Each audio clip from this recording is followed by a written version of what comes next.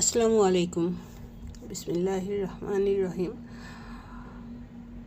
আজকে ক্যালিগ্রাফি বিষয় নিয়ে আসলে আমি কথা বলতে চাচ্ছিলাম, কিন্তু হঠাৎ করে আমার সামনে একটি ভিডিও এসেছে যেখানে আমি দেখলাম যে ডক্টর ডক্টর নাবিল বলছেন যে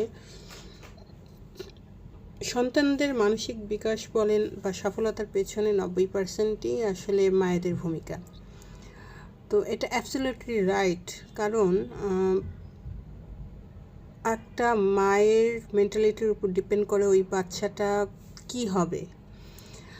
আমরা যদি সারাদিন মানসিক চাপে থাকি, ওই বাচ্চাটা ন্যাচারালি মানসিক চাপেই সে বড় হবে। আপনি যতই তাকে ঐশ্বর্য দিন না কেন বা দেওয়ার চেষ্টা করেন, স্বাভাবিক ওই সন্তানটি ডিপ্রেশনে থাকবেই কোনো না কোনোভাবে। তো হাজব্যান্ডদের, বিশেষ করে ভাইরা যারা আছেন, তাদেরকে বলবো যে যদি নিজের সন্তানের ভালো চান বা নিজের সন্তানকে সফল হতে দেখতে চান, তাহলে ওয়াইফকে বেশি বেশি ভালোবাসুন বা ওয়াইফকে সাপোর্ট করুন, বিশেষ করে সেই সময়টাতে যে সময় আপনার ওয়াইফ প্রেগনেন্সি অবস্থায় থাকে। কারণ এই সময়টা একটা মেয়ের জন্য তার লাইফের সবচেয়ে সেন্সিটিভ একটা টাইম। সে নিজের উপর তার কন্ট্রোল রাখতে পারে না, ইভেন তার গর্ভে তার সন্তানটা বড় হচ্ছে। তো ম্যাক্সিমাম ক্ষেত্রেই যে দেখা যায় যে সব কিছু থাকার পরও, সব কিছু ফ্যাসিলিটিস থাকার পরেও কিছু কিছু বাচ্চা আপসেট থাকে। এটার একটাই রিজন, আমি অন্তত মনে করি এটার রিজন হচ্ছে একটাই।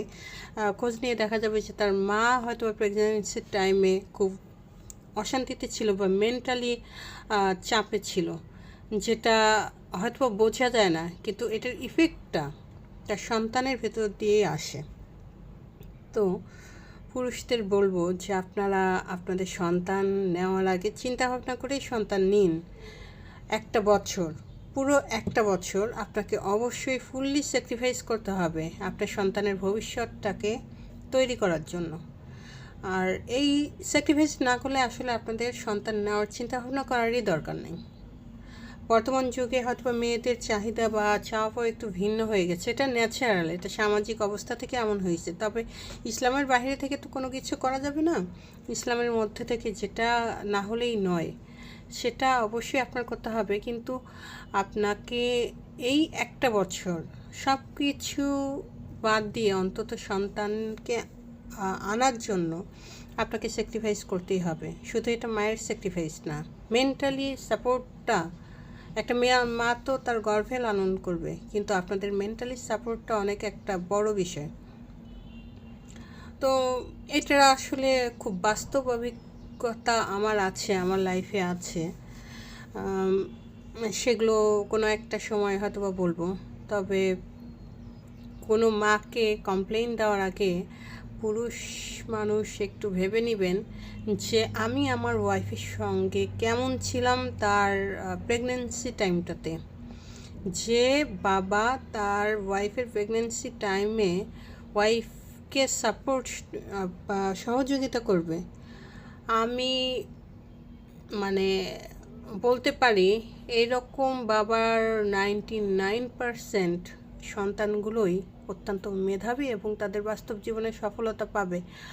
আর অবশ্যই এটা আল্লাহর ইচ্ছা, এটা 100%ই আল্লাহর ইচ্ছে যে আল্লাহর কার মেধা শক্তি কতটুকু দিবেন সেটা সম্পূর্ণই আল্লাহর ইচ্ছা। তবে আল্লাহ তো কিছু কিছু জিনিস মানুষের, যেমন সুস্থতা, আমি যদি সুস্থ থাকার জন্য সব কিছু নিয়ম মাফিক চলি, আমি সুস্থ থাকবো, বাকিটুকু তো অবশ্যই আল্লাহ দেখবেন। কিন্তু আমার নিজেরও কিছু করতে হবে, দোয়া এবং দাওয়া দুটোই প্রয়োজন। তো একটা বাচ্চাকে পৃথিবীতে আনার আগে বাচ্চা মেন্টাল হেলথ সুস্থ রাখার জন্য অবশ্যই ওয়াইফকে সাপোর্ট করতে হবে, বিশেষ করে প্রেগনেন্সি সময়টাতে। কারণ এই সময়ের সাপোর্টটাই আপনার বাচ্চার পুরো ভবিষ্যৎ নির্ভর করবে, এই সময়ের সাপোর্টটাই। তাই অযথা বাচ্চার অকৃতকার্য হওয়ার পিছনে বা কোনো খারাপ কিছুর পিছনে মাদেরকে দোষ দিবেন না, এটার পেছনে আপনারও দোষ আছে। এটা নিজেরাই একটু ভাবার চেষ্টা করুন।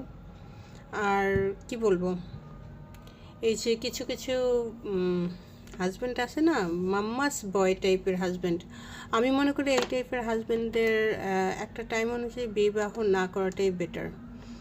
কারণ প্রথমত এখানে 3টে জীবন নষ্ট হওয়ার ঝুঁকি থাকে। প্রথমত তার মা কষ্টে থাকবে, তার ওয়াইফ কষ্টে থাকবে, এবং অনাগত সন্তানও কষ্ট, মানে তার জন্য সারা জীবন কষ্টের হয়ে যাবে। সো জীবন শুরু করার আগে বি কেয়ারফুল। আপনি আসলে কি করতে চান সেটা আপনার উপরেই ডিপেন্ড করবে। অযথা মেয়ে মানুষকে ক্লেম দেওয়া বন্ধ করুন। ভালো থাকবেন। আসসালামু আলাইকুম। আল্লাহ হাফেজ।